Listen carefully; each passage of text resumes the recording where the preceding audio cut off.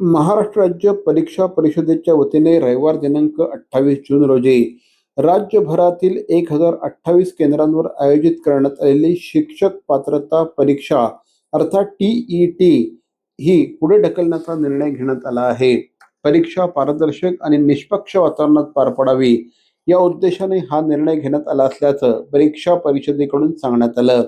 भिवंडी येथे काही व्यक्तींना TETच्या प्रश्नपत्रिकेबाबत माहिती असल्याची गोपनीय माहिती 27 जून रोजी पहाटे मिळाल्यानंतर भिवंडी पोलिसांनी संबंधित ठिकाणी छापा टाकला. तपासादरम्यान संबंधित व्यक्तींकडे आढळलेल्या काही प्रश्नांचा आणि TET जून 2026च्या प्रश्नपत्रिकेतील प्रश्नांचा मेळ आढळून आल्याने या प्रकरणी गुन्हा दाखल करण्यात आला आहे. या घटनेची गंभीर दखल घेत संपूर्ण प्रकरणाची सखोल चौकशी करण्यासाठी परीक्षा पुढे ढकलण्यात आली आहे. परीक्षेच्या नव्या तारखा लवकरच जाहीर करण्यात येतील.